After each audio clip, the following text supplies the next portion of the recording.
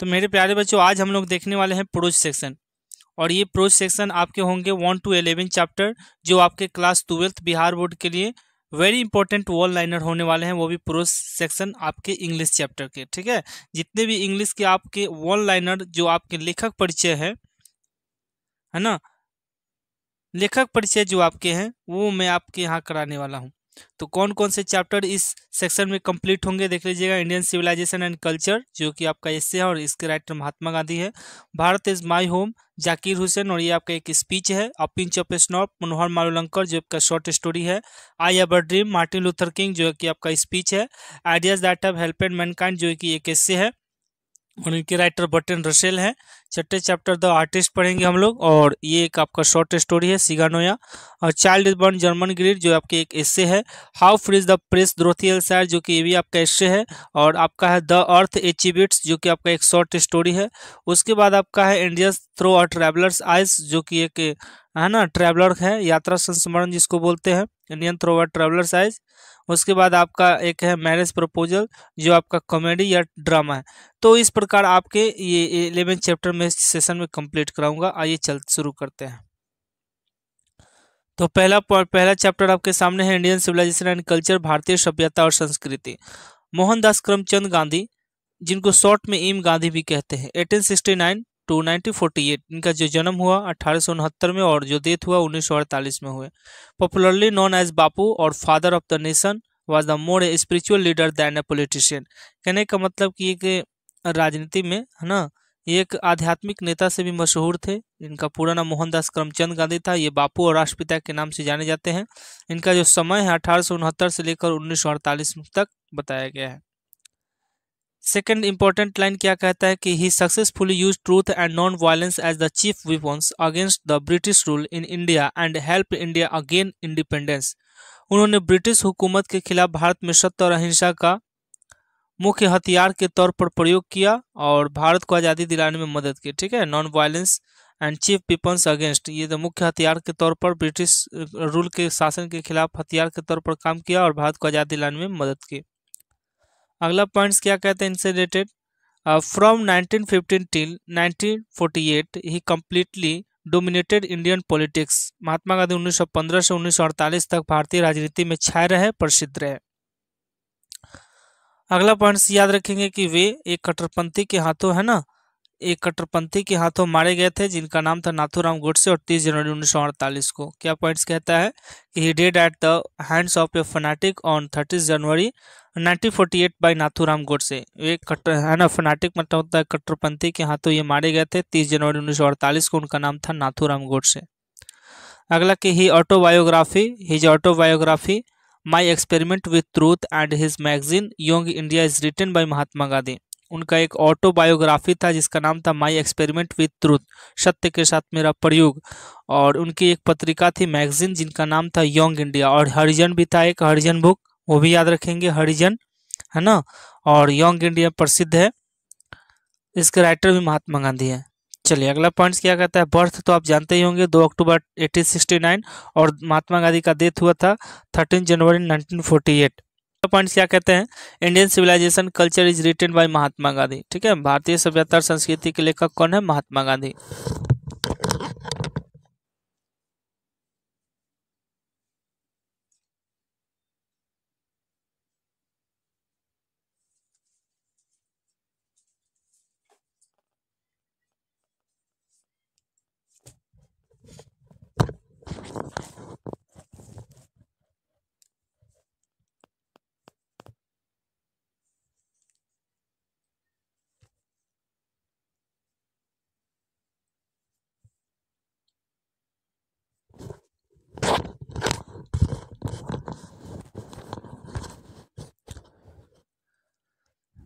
तो आप याद रखेंगे। अगला पॉइंट्स क्या है कि Indian civilisation and culture is an essay. ये आपका कौन सा चैप्टर है, तो भारतीय सभ्यता और संस्कृति जो आपका एस्से है, याद रखेंगे।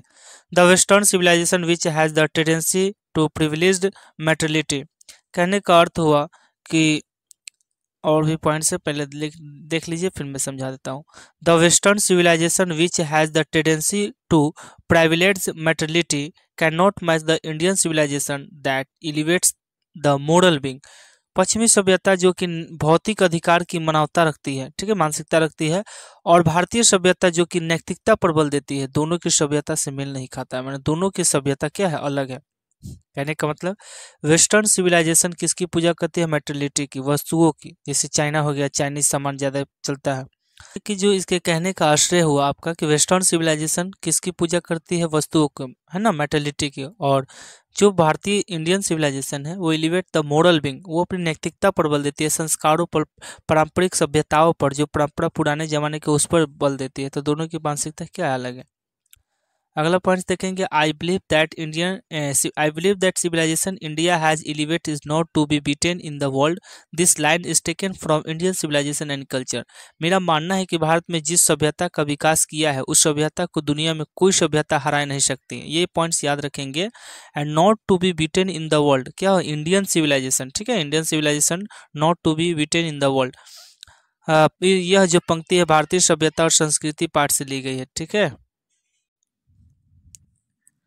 अगले पॉइंट्स क्या कहते हैं कि फिरौन, है ना, फिरौन were rulers were ancient Egypt, यानी मिस्र के राजा को क्या कहा जाता है, फिरौन। और फिरौन कहाँ के राजा को कहा जाता है, मिस्र के। ये पॉइंट्स अपने माइंड में रखेंगे। जैसे रूस के राजा को जार कहते हैं, है ना, जो रशिया होते हैं उसके राजा को जार कहा जाता है, ठीक है। उसी प्रकार आपके मिस्र एक देश है, इस जैसे भारत का इंडिया कहते हैं उसी प्रकार मिस्र है, मिस्र को इजिप्ट कहते हैं और इजिप्ट के राजा को फिरौन कहा जाता है। आगे, the people of Europe learn their lesson from the writing of the men of Greek और रोम। यूरोप के लोग अपना पाठ ग्रीक और रोम के लोगों के लेखों में सीखते हैं, लेखों से सीखते हैं। पॉइंट्स याद रखेंगे कि पीपल ऑफ यूरोप लर्न, है ना, राइटिंग, ये याद रहेगा तो बस ग्रीक और रोम याद रखेंगे। आगे, India remains immovable and that is her glory. Bharat अपनी सभ्यता में अडिग है और यह उसकी पहचान है और शान है, ठीक है। अगला points, civilization is that mode of conduct which point out to man the path of duty. सभ्यता आचरण का वह ढंग है जो मनुष्य के कर्तव्य पथ को दिखाता है, ठीक है। अगला, the Gujarati equivalent for civilisation means good conduct. कहने का मतलब कि गुजराती लोगों के समकक्ष सभ्यता का सही अर्थ क्या है, सभ्यता का सही अर्थ है आपका अच्छा आचरण, ठीक है, अच्छा आचरण। अगला पॉइंट्स याद रखेंगे। अगला पॉइंट्स देखेंगे, the mind is a restless bird. ये भी मोस्ट इंपॉर्टेंट लाइन है, the mind is a restless bird, the more it gets and the more it wants. यह जितना अधिक प्राप्त करता है उतना अधिक पाने की इच्छा रखता है। तो याद रखेंगे, क्वेश्चन आएगा कि dash is a restless bird तो माइंड, और mind is a restless what तो बर्ड, ठीक है। अगला पॉइंट्स देखेंगे, तो अगला पॉइंट्स देखेंगे क्या कहता है, the more we indulge in our passions. हम अपने पेशे से जितना हम जुड़े होते हैं, द मोर अनब्रिल्ड, अनब्रिल्ड मतलब होता है बेलगाम, उतने ही क्या हो जाते हैं, हम बेलगाम हो जाते हैं, ठीक है। अगला, happiness was largely A mental condition. प्रसन्नता एक मानसिक स्थिति होती है, ये भी पॉइंट्स रखेंगे, और इसमें हैप्पीनेस और मेंटल कंडीशन मेन पॉइंट है। आगे, our ancestor dissuaded us from luxuries and pleasures. हमारे पूर्वजों ने भोग और विलासिता से हमें दूर रखा, ये भी पॉइंट्स रखेंगे। इसमें एंसेस्टर, डिस्यूडेड इसमें मेन पॉइंट है, और फ्रॉम लग्जरी एंड प्लेजर्स में मेन पॉइंट है। हमारे पूर्वजों ने हमें किससे दूर रखा, तो भोग और विलासिता से, खुशी और वैभव से। अगला पॉइंट्स देखेंगे, आवर फॉरफादर ने that if we set our hearts after such things we would became slaves and loss our moral fibre. Moral fibre दे या मोरल बिंग दे, है ना, ऑप्शन आप एक ही होता है, इसको याद रखेंगे, मोरल बिंग या मोरल फाइबर। कहने का क्या मतलब कि हमारे पूर्वज जानते थे कि अगर हमारा देश या हमारा दिमाग, है ना, या हम या हमारा मन, ठीक, मशीन बनाने में लग गया तो हम इसके गुलाम हो जाएंगे, आदी हो जाएंगे और अपना नैतिक सभ्यता खो देंगे। तो इसमें कौन सा मेन पॉइंट आता है, यही पूछता है कि हमारा आवर फादर ने दैट, ऑप्शन रहेगा, है ना, ऑप्शन रहेगा वी वुड बिकेम स्लेव्स, है ना, and loss our moral fibre. यही ऑप्शन 4 को बना कर देगा। अगला पॉइंट्स क्या कहते हैं कि our forefather we are satisfied with a small village और ट्रू होम रूल, है ना, ये भी याद रखेंगे, ट्रू, है ना, ट्रू होम रूल। हमारे जो पूर्वज थे, हमारे पूर्वज छोटे गांव से संतुष्ट थे, और वो भी घर के सच्चे नियमों से, पारंपरिक नियमों से। अगला पॉइंट क्या कहता है कि kings and their swords were inferior to the sword of ethics. राजाओं और उनकी तलवारें नैतिकता के तलवार पर टिकी थी। The kings and their swords, उन किंग और उनकी तलवारें इन्फीरियर टिकी हुई थी स्वॉर्ड ऑफ इथिक्स नैतिकता की तलवार पर। ये पॉइंट्स याद रखेंगे। अगला कि hour for father enjoy true home rule. हमारे जो फॉर फादर थे इंजॉय ट्रू होम रूल, घर के सच्चे नियमों का पालन करते थे, घर के नियमों का आनंद उठाते थे। आगे the common people lived independently and followed there agriculture. हमारे जो सामान्य लोग स्वतंत्र रहते थे और कृषि का अनुसरण करते थे, ये याद रखेंगे एग्रीकल्चर, है ना। The common people lived independently, स्वतंत्रता पूर्वक रहते थे, एंड फॉलो जब आएगा तो देयर एग्रीकल्चर से याद रखेंगे, इसमें फायर नहीं लगाएंगे नहीं तो गलती हो जाएगा। आगे the tendency of Indian civilization moral being. कहने का क्या मतलब कि भारतीय सभ्यता की जो प्रवृत्ति है वो नैतिकता पर आधारित है, मोरल बीइंग। ठीक, आगे देखेंगे। Indian civilization is based on a belief in God. भारतीय सभ्यता ईश्वर पर विश्वास रखने वाली सभ्यता है। आगे Mahatma Gandhi no hater the west. Mahatma Gandhi no hater the west, है ना, पश्चिमी जो सभ्यता है उनके खिलाफ नहीं थे। महात्मा गांधी पश्चिमी सभ्यता से खफा नहीं थे, वो तो अच्छा मानते थे कि वो उस पश्चिमी लोगों से उन्होंने सीखा। Modern civilization is the worship of material. वस्तुओं की पूजा ही आधुनिक सभ्यता। अभी जो चल रहा है वो सभ्यता न्यू सिविलाइजेशन यानी मॉडर्न सिविलाइजेशन चल रहा है, और ये जो है वर्शिप ऑफ मटेरियल है, वस्तुओं की पूजा करने वाली सभ्यता बन गई है। Some of the immediate and brilliant result of modern invention are too maddening to resist। आधुनिक आविष्कारों के कुछ ऐसे तत्कालिक चमकदार परिणाम हैं जो उनका विरोध करना पागलपन है। मतलब कि आधुनिक आविष्कारों के कुछ ऐसे तत्कालिक और चमकदार परिणाम हैं जो उनका विरोध करना पागलपन है, कुछ ऐसे भी हैं जिनका उनका विरोध नहीं किया जा सकता। ये भी लाइन आपके इंडियन सिविलाइजेशन एंड कल्चर से लिए गए हैं। Hinduism has made still more marvellous discoveries in things of religion of the spirit of the soul. Hindu धर्म ने धर्म, आकांक्षा एवं आत्मा का अद्भुत खोज किया है। ठीक है, हिंदू धर्म, हिंदुइज्म याद रखेंगे। Has made still more marvellous याद रखेंगे, डिस्कवरी याद रखेंगे, in their of religion of the spirit of the soul. ठीक है, अगला points, Gibbon is associated in Italy. Gibbon कहाँ है तो आपकी इटली में स्थित है, ये भी पॉइंट्स याद रखेंगे।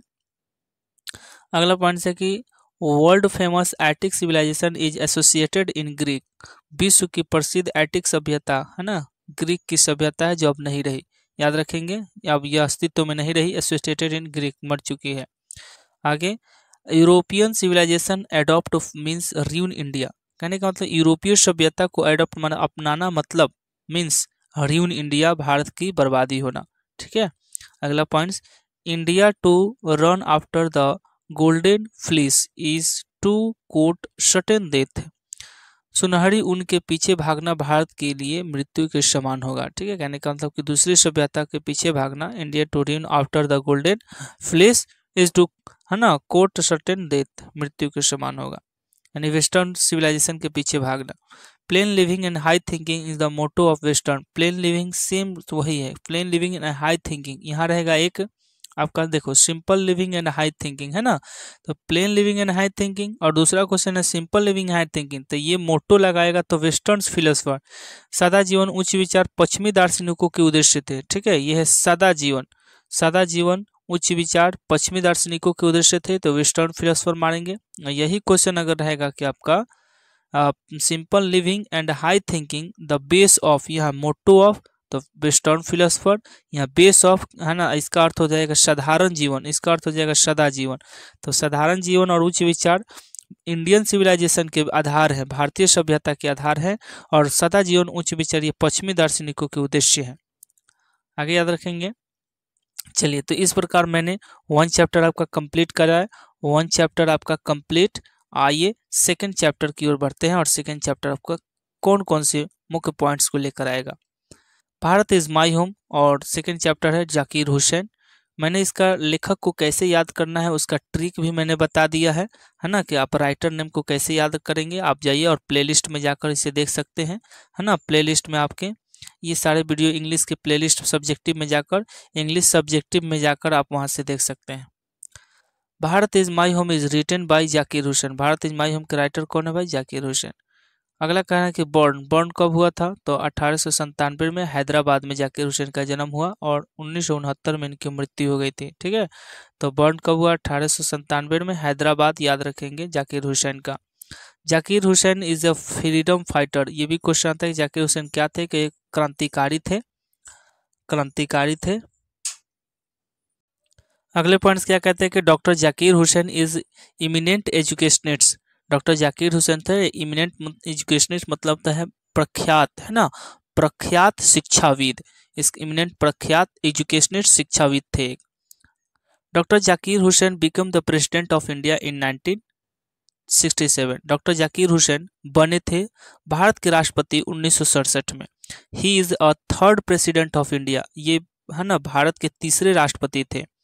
अगला कि Bharat is my home chapter is a speech. Bharat is my home कौन कैसा चैप्टर, तो एक स्पीच है, आपका भाषण है। अगला doctor Zakir Hussain had serve as the governor of Bihar. Doctor Zakir Hussain कुछ समय पहले, है ना, गवर्नर ऑफ बिहार, बिहार के गवर्नर भी रह चुके हैं राष्ट्रपति बनने से पहले, ये याद रखेंगे।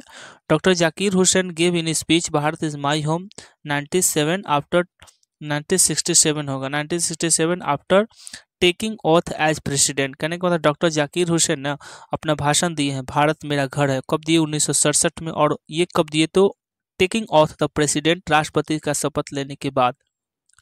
आई enter this office in a spirit of prayerful humility and total dedication, ये भी मोस्ट इंपॉर्टेंट लाइन है। मैं कार्यकालय में घुसते ही पूरा मानवता के साथ, है ना, ऑफिस इन स्पिरिट प्रेफुल, पूरी मानवता के साथ, और ह्यूमिलिटी, प्रेफुल ह्यूमिलिटी, पूरी मानवता के साथ, एंड टोटल डेडिकेशन, और संपूर्ण भावना, संपूर्ण समर्पण के साथ शपथ ग्रहण करूंगा, ये इनका मानना था। I have just taken the oath of loyalty of a constitution of India. Doctor Zakir Hussain ने भारत के संविधान के प्रति शपथ लिया, याद रखेंगे, है ना। Doctor Zakir Hussain just taken auth किसके प्रति शपथ लिए थे, कॉन्स्टिट्यूशन ऑफ इंडिया, भारतीय संविधान के प्रति। अगले पॉइंट्स क्या कहते हैं कि the past is not dead and static, it is live and dynamic. जो अतीत है ना, अतीत, अतीत होगा, अतीत, जो अतीत है मृत अथवा स्थिर वस्तु नहीं है, यह जीवित और गतिशील है। ठीक है, अगला देखेंगे education is a prime instrument of national purpose. राष्ट्र का विकास के लिए शिक्षा मुख्य हथियार होती है ना। शिक्षा जो एजुकेशन होता है वो प्राइम इंस्ट्रूमेंट, मुख्य हथियार होता है किसी भी देश के निर्माण में। आइए देखते हैं आगे। The whole of Bharat is my home, पूरा का पूरा भारत मेरा घर है। And its people are my family, और यहाँ के लोग मेरे परिवार है। ये किसने कहा था, हु सेज दैट, तो डॉक्टर जाकिर हुसैन, याद रखेंगे कि किसने कहा था, हु से, है ना, हु से, तो डॉक्टर जाकिर हुसैन, याद रखेंगे।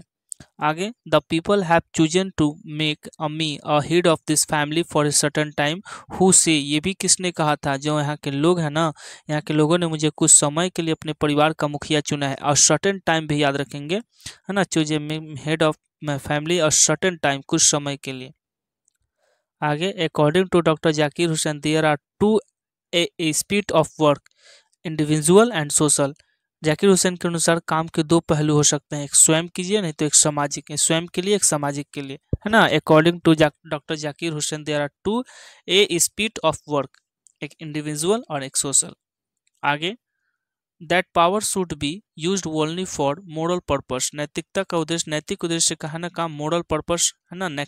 पावर का उपयोग यानी शक्ति का उपयोग करना चाहिए। The power should be used, शक्ति का प्रयोग हमेशा किसके लिए होना चाहिए, मोरल पर्पस, नैतिक कार्यों के लिए, अच्छे कामों के लिए।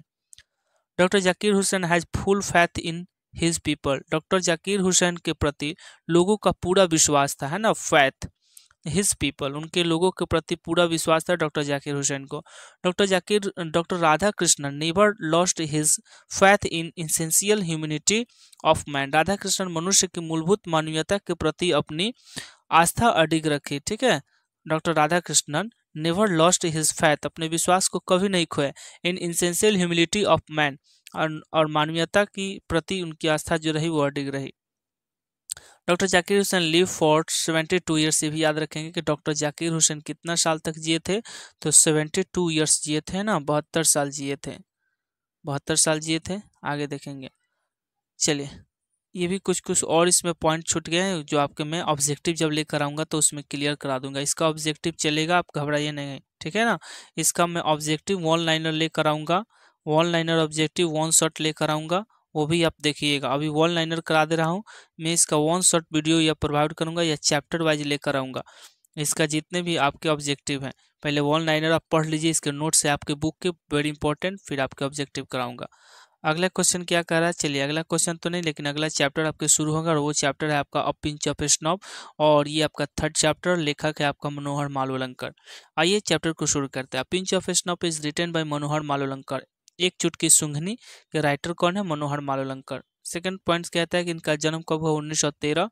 ही is known as novelist and short story writer. यह है ना एक उपन्यासकार और लघु कथाकार के रूप में जाने जाते हैं।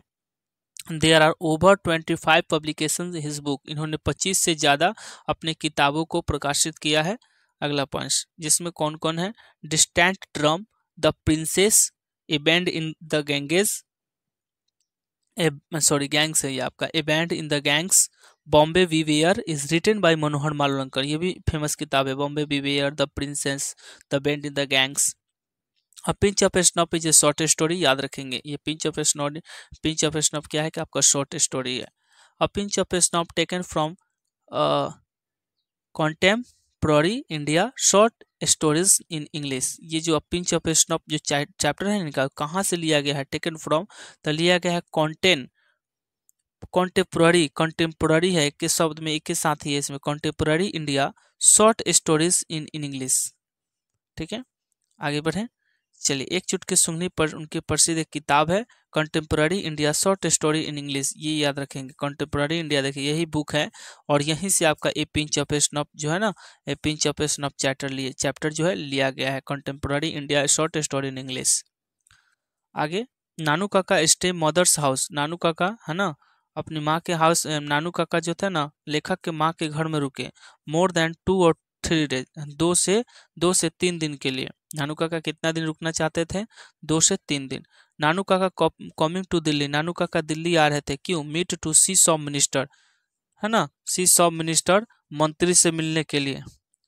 ठीक है, Nanu Kaka coming to Delhi meet to see sub minister. नानू काका दिल्ली क्यों आ रहे थे, तो नानू काका दिल्ली आ रहे थे कुछ मंत्रियों से मिलने के लिए, सी सब मिनिस्टर। आगे, another is under secretary by provision. Another नहीं, ये ऑथर है, जो ऑथर है ना मनोहर मालवलंकर, वो एक क्या थे, तो एक अंडर सेक्रेटरी थे, ये भी याद रखेंगे, बाय प्रोविशन पेशे से।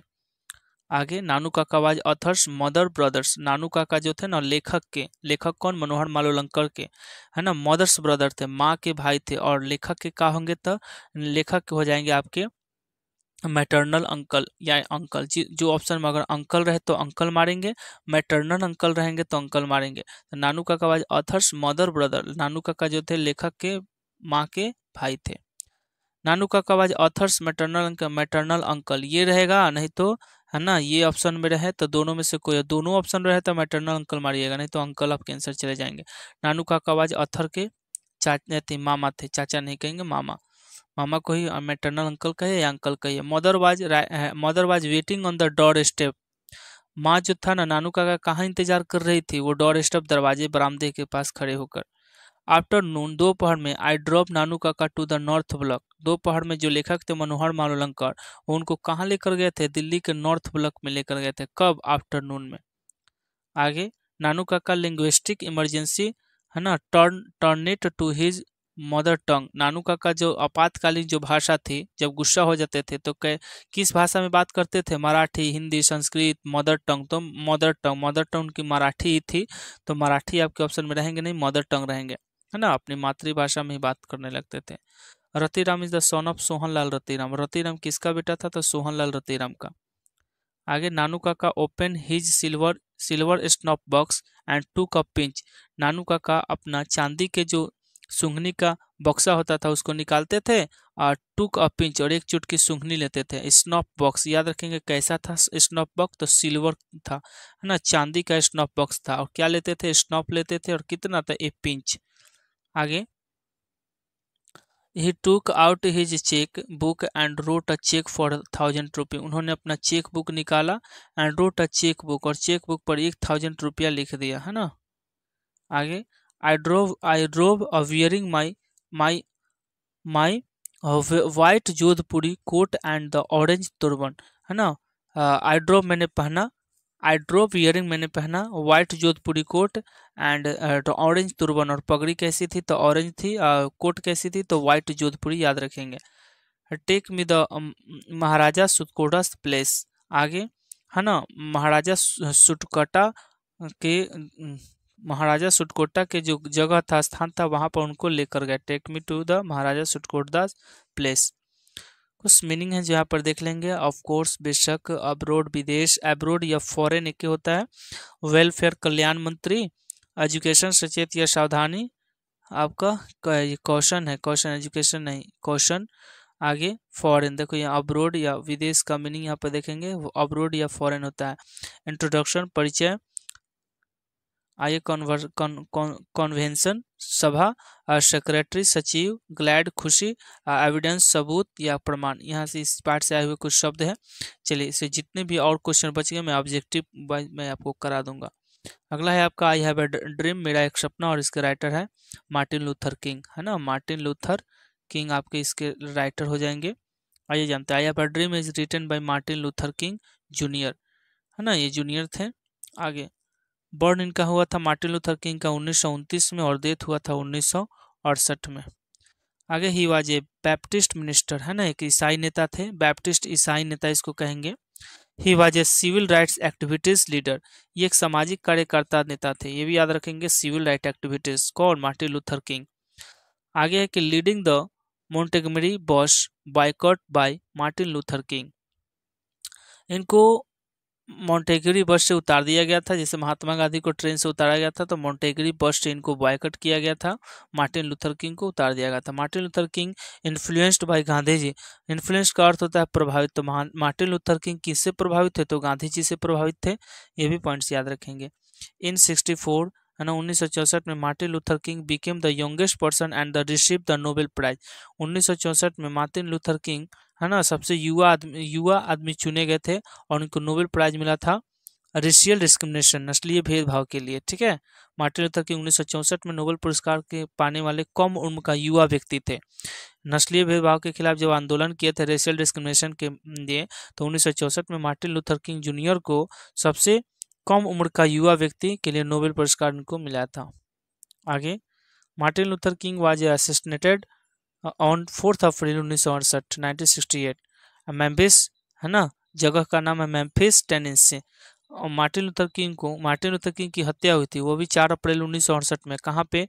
तो अमेरिका के मेम्फिस, ये जगह याद रखेंगे, मेम्फिस टेनेसी, मेम्फिस टेनेसी, यहाँ पर जो जगह है वो याद रखेंगे, TENNESSEE टेनेसी। आगे स्ट्रेंथ टू लव, बुक का नाम आइए, strength to love, stride toward freedom, the Montgomery story, I have a dream is written by Martin Luther King. ये सारे बुक हैं इनके। कौन कौन से बुक है देख लेंगे।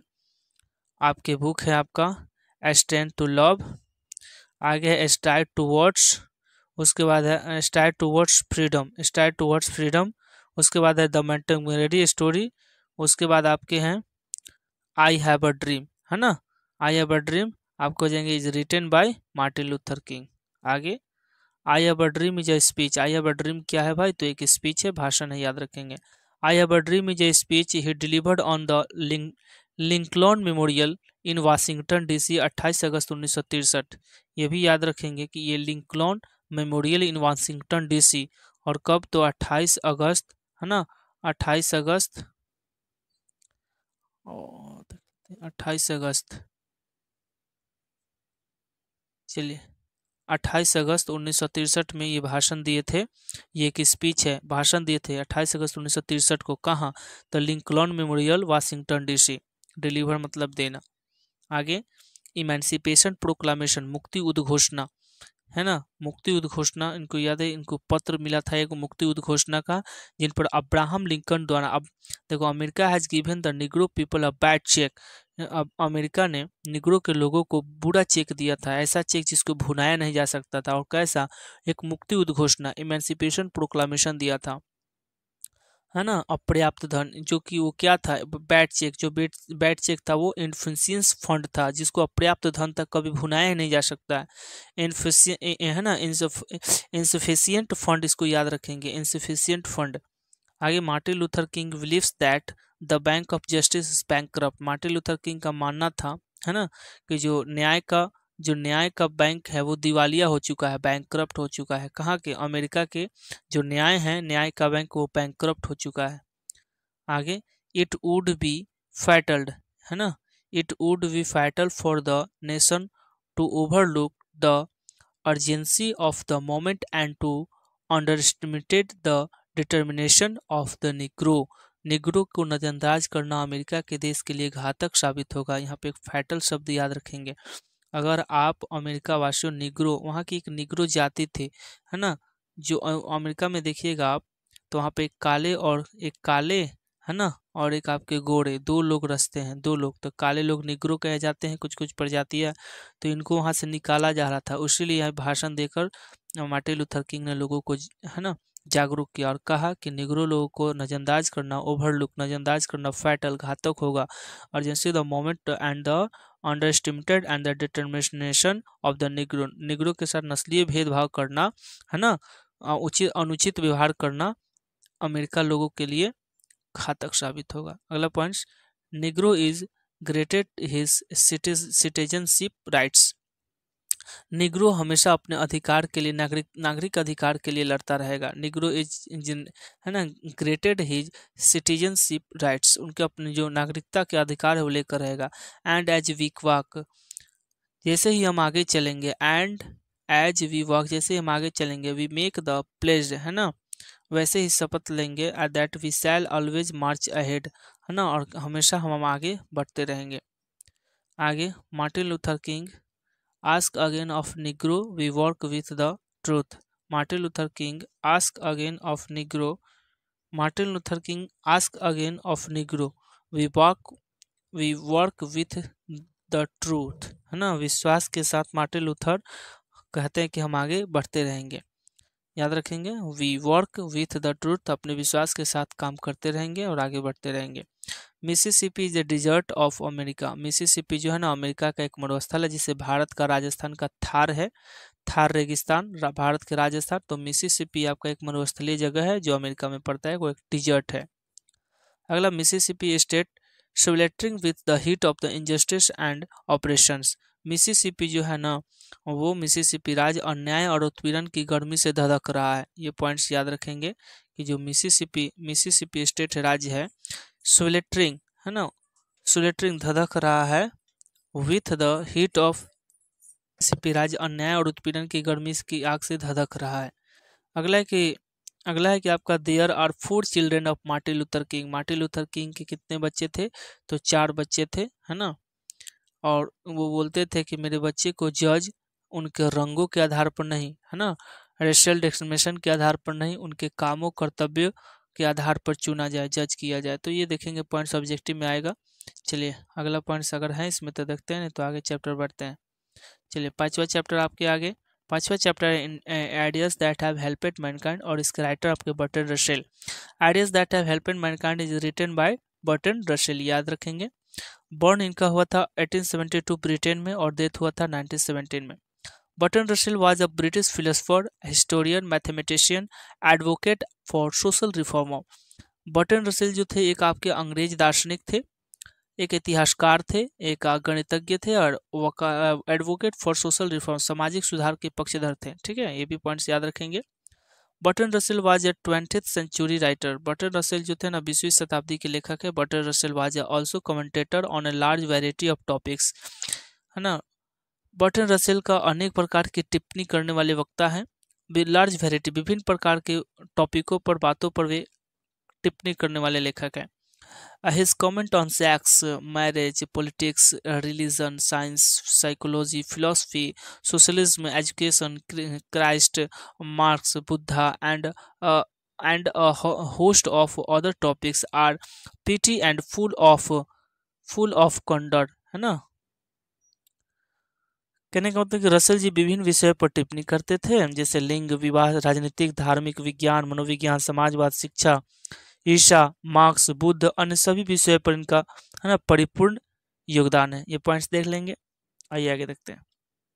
इन 1950 में Russell was awarded Nobel Prize Russell ji को नोबेल प्राइज मिला इन लिटरेचर, वो भी साहित्य के क्षेत्र में।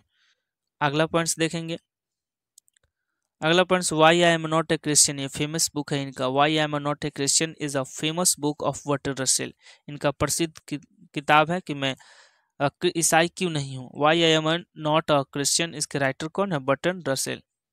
अगला पॉइंट्स, चलिए चैप्टर 6 आते हैं, और चैप्टर 6 है आपका द आर्टिस्ट, और इसके राइटर आपके सीगा नोया। आइए जानते हैं। The artist is written by Siga Noya. The artist के राइटर कौन है? सीगा नोया। बर्न हुआ था सीगा नोया का 1883, डेथ हुए थे 1971। सीगा नोया जो जापानीज राइटर, सीगा नोया के यहाँ के राइटर है, तो जापानीज राइटर है, और वो भी 20वीं सेंचुरी 20वीं शताब्दी के। सीगा नोया जो शॉर्ट स्टोरी राइटर, सीगा नोया एक लघु कथाकार है, शॉर्ट स्टोरी राइटर। आगे, सेबी जो जापानीज बॉय, सेबी जो था कैसा था? एक जापानीज बॉय था। सेबी एक जापानी बॉयज है। अगला points, Japanese currency is Sen या एन। आपको सेन मिलेगा या येन, दोनों में से कोई एक ऑप्शन रहेगा बाबू, है ना। अब यहाँ हमको ख्याल से आपके येन येन या सेन देखेगा। जापानीज करेंसी का नाम आपका ये है। और सेबी कहाँ का लड़का था? तो एक जापानीज बॉय था। आगे, SEBI applied on guards T lips. SEBI जो था ना, अपने लौकी पर हमेशा चाय की पत्तियों का उपयोग करता था। SEBI was personality interested in guards. SEBI जो था ना, सेबी का जो रुचि था वो इंटरेस्टेड था, पेशे से जो उसका रुचि था वो छोटे छोटे लौकी, पंपकिन या गार्ड माने भी लौकी होता है, लेकिन जापान भाषा में इसको गार्ड लिखा गया है। ये उसका साइनोनिम्स हो गया, समानार्थी word. SEBI was 12 years old. SEBI जो था ना 12 वर्ष का लड़का था। When he was studying primary school, जब वो प्राइमरी स्कूल में पढ़ रहा था। ठीक है, तो ये भी याद रखेंगे कि सेबी का स्कूल का नाम क्या है? Primary school. और कै वर्ष का था? तो 12 वर्ष। आगे, Sebi lived in Harbour Town. Harbour का अर्थ होता है बंदरगाही इलाका। सेबी जो था ना एक बंदरगाही इलाका में रहता था। आगे, the type that applied to SEBI was even and symmetrical, सम और समरूप। कहने का मतलब कि द प्लेड टू सेबी, कहने का मतलब सेबी जो था ना किस प्रकार का लौकी खोज जाता था। इवन एंड सिमेट्रिकल, ये वर्ड याद रखेंगे। सम और समरूप उसको चाहिए था, एकदम अच्छा और बराबर गोल। तो इस प्रकार आपके ये चैप्टर का कंप्लीट हुआ। ये चैप्टर 7 देखते हैं, और चैप्टर का नाम है मैरिज प्रपोजल, और राइटर जर्मन ग्रीड। एक बच्चे का जब जन्म होता है, और ये आपका इश्य है। Child is a born is written by Germaine Greer, है ना, एक ओमेन है, और जर्मन ग्रीड इनके राइटर है। एक बच्चे का जन्म होता है। इनका जन्म हुआ था 1939 1939 में ऑस्ट्रेलिया में। जर्मन ग्रीड एजुकेशन इन, है ना, ऑस्ट्रेलिया, ये इस ऑस्ट्रेलिया से पढ़ी लिखी थी। Germaine Greer a famous feminist writer, कहने का मतलब एक नारीवादी लेखिका है। जब, है ना, ये भी पॉइंट्स याद रखेंगे। फेमस फेमिनिस्ट राइटर, जर्मन कैसी लेखिका है? तो फेमिनिस्ट राइटर है। आगे, द फीमेल इनच, एक बुक है the female eunuch, sex and destiny, the politics of human fertility and उसके बाद and the change is written by Germaine Greer. कौन कौन बुक है? आइए फिर से एक बार देख लेते हैं। और पहला बुक का नाम है द फीमेल इनच, जो 1970 में लिखा गया है। सेक्स एंड डेस्टिनी, तीसरा किताब है the politics of human fertility, और उसके बाद आपके बुक है द चेंज, है ना, the change is written by Germaine Greer. अगला points, a child is born is extracted from sex and destiny, the politics of human fertility. ये इनकी बड़ा सा पुस्तक का नाम है, और इन्हीं पुस्तक से ये चाइल्ड इज बोर्न लिया गया है। Sex and destiny, the politics of human fertility. अगला है child is born, the cultural peculiarities of East and West regarding childbirth and parents child relationship।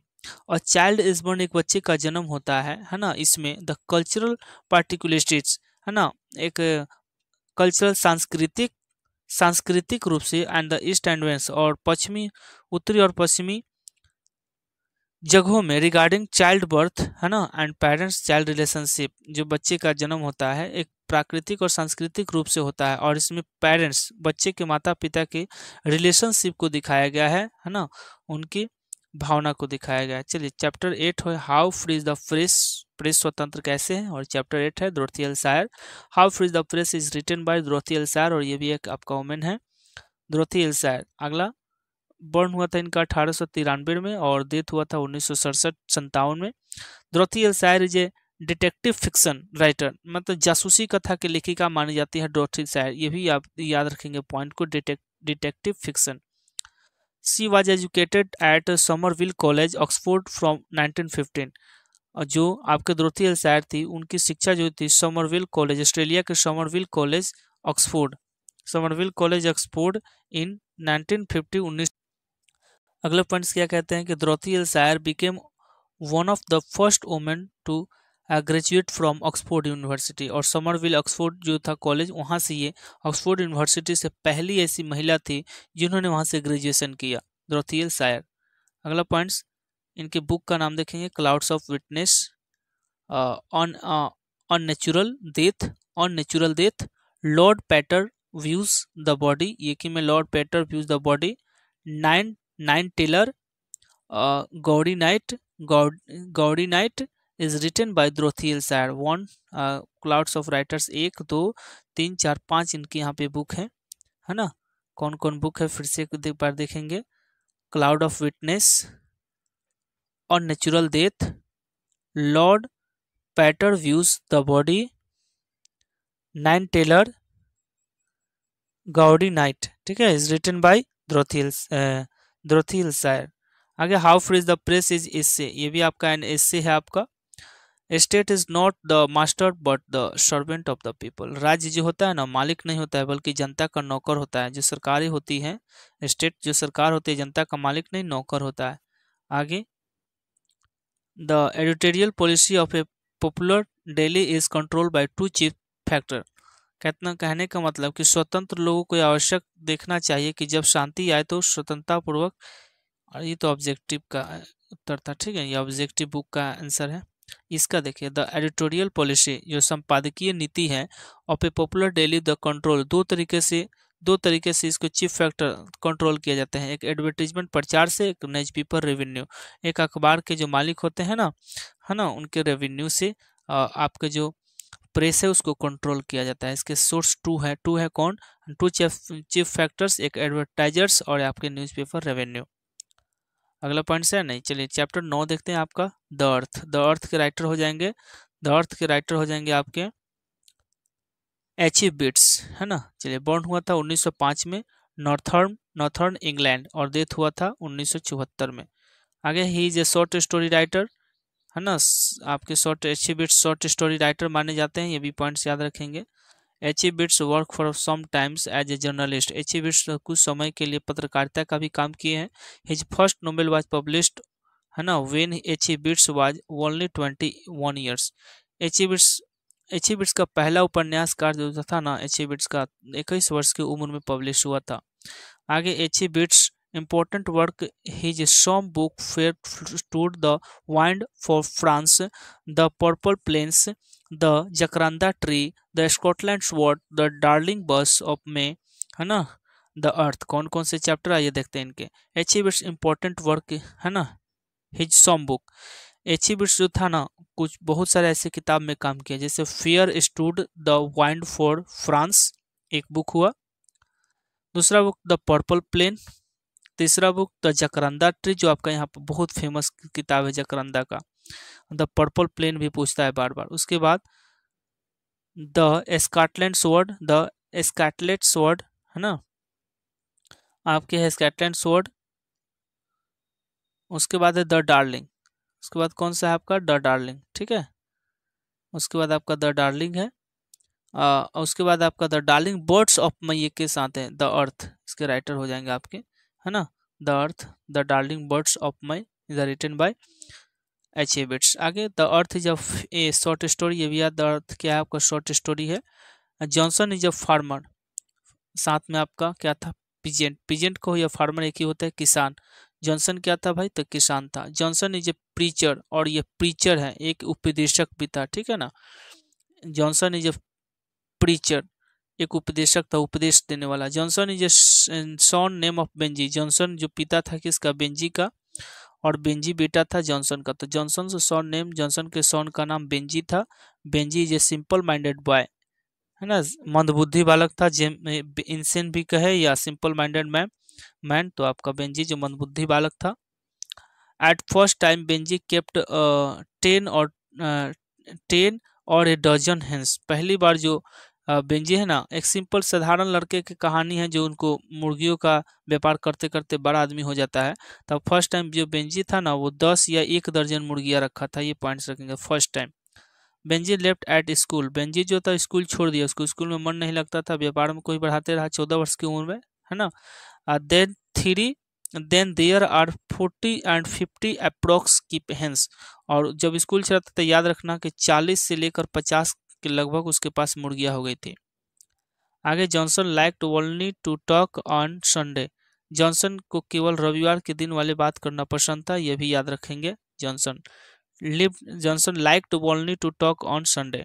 आगे है कि when Benjy was 21 his mother and father planned and carried out a little ceremony, जब Benjy 21 वर्ष का हो गया तो उनके माता पिता ने उपाय सोचा कि उसको एक छोटा सा समारोह के रूप में उसको दिया जाए। Benjy took the passbook, Benjy ने पासबुक को रखा, लिया, his opened it the looked, और पूरी तरह से उसको देखा, at the saw in hit an amount of more than 230 pounds, है ना, और उसमें देखकर कितना देखा था तो 230 पाउंड, 230 पाउंड्स उसने अपने पासबुक में देखा था।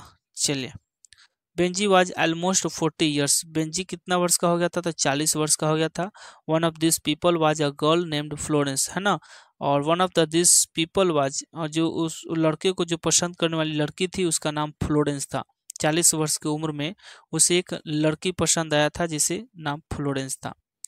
आगे Benji wanted to marry Florence, Benji जो थे ना, Benji wanted to marry, Florence से शादी करना चाहता था, थी नहीं था, बेंजी जो था वो फ्लोरेंस से शादी करना चाहता था। तो इस प्रकार आपके 9 चैप्टर कंप्लीट हुआ। ये चैप्टर देखते हैं 10 और Indian through a traveller's eyes. क्या कहते हैं कि Indian through a traveller's eyes written by Pearl S Buck, Indian through a traveller's eyes का राइटर कौन है? पॉल्स बक है। आगे इनका बर्न कहाँ हुआ था तो 1892 में अमेरिका में जन्म हुआ, डेथ हुआ था 1973 में।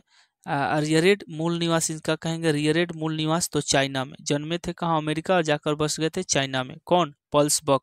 कौन सा चैप्टर लिखे हैं? ये भी लिखी हैं, ये भी लड़की हैं, Indian through a traveller's eyes औरत है ये।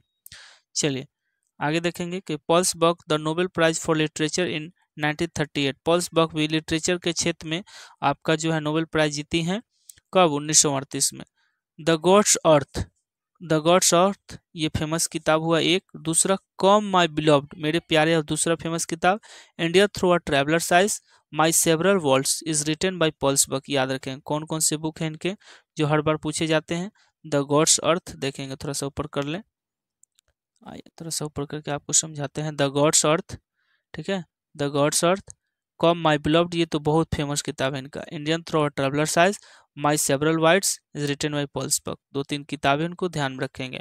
India through a traveller's eyes in show her love for the poorest people living in Indian village, and है ना, एक यात्री के नजरिए से भारत कैसा है। इस पाठ में यह दिखाया गया है कि हर लव, उनके प्रेम, जो गरीब लोग हैं उनके बीच रहने वाले गांवों के लोगों के बीच में उनके प्रेम को दिखाया गया है। आगे पॉल्स बक ऑल्सो नॉन एज, है ना, साई जोनसू इन चाइना, पॉल्स बक जो थी ना, पॉल्स बक की जो पालन पोषण किए गए थी, पालन पोषण वो साई जोनसू चाइना में किया गया था। किनका? जाई जोनसू के द्वारा, जाई जोनसू उनका पालन पोषण की थी, किनका? पॉल्स बक का, जाई जोनसू याद रखेंगे। आगे Pearl S Buck educated in a Chinese for literature in 1938, Pearl S Buck की शिक्षा जो था चाइना में हुआ था साहित्य के क्षेत्र में 1938 में। Indian through a traveller's eyes ऐसे याद रखेंगे, एक यात्री के नजरिए से भारत, जो एक पार्ट है वो आपका एक एस्से है, निबंध है। आइए लास्ट चैप्टर देखते हैं, मैरिज प्रपोजल, फिर आपके यहाँ के एनसीईआरटी नोट्स, एनसीईआरटी नोट्स आपके खत्म होंगे, वो भी हाथ से लिखा गया। ये पॉइंट्स आपको बहुत काम देंगे दोस्तों। ये देखने के बाद आप इसका ऑब्जेक्टिव देख लीजिएगा तो गारंटी के साथ कहते हैं आपके बुक के सारे क्वेश्चन नहीं छूटेंगे। इसका मैंने पोएट्री सेक्शन भी कराया हुआ है, ठीक है, ये आपका प्रोज सेक्शन का नोट्स है, ये आपका प्रोज का है, और इसका मैंने पोएट्री सेक्शन भी कराया है। प्लेलिस्ट में जाकर आप सब्जेक्टिव, है ना, ट्वेल्थ इंग्लिश सब्जेक्टिव में जाकर आप देख सकते हैं। 12th इंग्लिश सब्जेक्टिव नहीं, ऑब्जेक्टिव है ना, तो ऑब्जेक्टिव में जाकर देख सकते हैं इसको, ठीक है। चलिए आगे देखते हैं। A marriage proposal is written by Anton Chekhov. कौन लिखा है भाई? Anton Chekhov. बॉर्न हुआ था 1860 में। कहाँ? रसिया में। डेथ हुआ था 1904 में। आगे he is A doctor by profession, है ना। ये पेशे से क्या थी? ये पेशे से थे, लड़के हैं तो एक प्रोफेशन डॉक्टर थे। He was a short story writer, है ना। उनका ये क्या है? A marriage proposal short story writer नहीं, he is a short story writer, ये एक लघु कथाकार है। अ मैरिज प्रपोजल तो आपका एक कॉमेडी या ड्रामा है। He is a comic sketch writer, ये हास्यप्रद लेखक है। आगे George George Bernard Shaw paid tribute to Anton Chekhov in heartbreak house. George Bernard Shaw जो है ना, ट्रिब्यूट इनकी एंटोन चेखव का हार्ट ब्रेक, है ना, हार्ट ब्रेक हाउस 1919 की जो बुक लिखा गया है उनके बारे में पेड ट्रिब्यूट। ट्रिब्यूट मतलब उनको याद करके, जर्मन बर्नार्ड शॉ ने याद करके एंटोन चेखव की बारे में उनके बुक, एक बुक है हार्ट बीट ब्रेक, उनके बारे में इन्होंने लिखा है। याद रखेंगे कि हार्ट ब्रेक हाउस के राइटर है जॉर्ज बर्नार्ड शॉ, जिन्होंने एंटोन चेखव को याद करके 1919 में पेड ट्रिब्यूट, उनको श्रद्धांजलि दी है, उनके बारे में लिखा है। आगे marriage proposal is a comedy या ड्रामा, ठीक।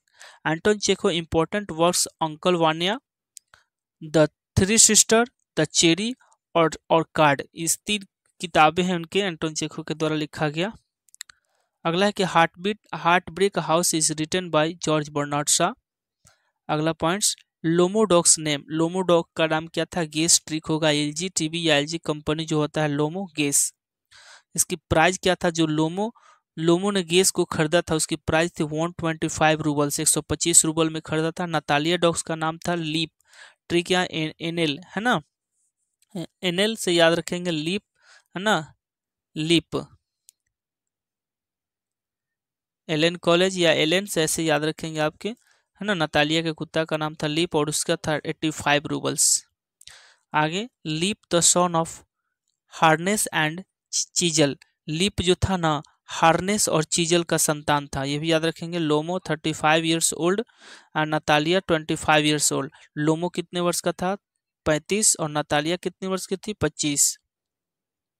तो इस प्रकार जितने इंपॉर्टेंस है आपके, मैंने 1 to 11 चैप्टर प्रोज कंप्लीट किया। इसका जल्द ही मैं आपको ऑब्जेक्टिव प्रोवाइड कर दूंगा, प्रोज का भी और पोएट्री का भी। स्टोरी ऑफ इंग्लिश का सारे क्वेश्चन, स्टोरी ऑफ इंग्लिश के सारे क्वेश्चन और ऑब्जेक्टिव मैंने क्लियर करा दिया है। प्लेलिस्ट में जाकर आप वहां से आप देख सकते हैं। थैंक यू, मिलते हैं जल्दी नेक्स्ट वीडियो में, तब तक के लिए सब्सक्राइब और शेयर जरूर कर दीजिएगा।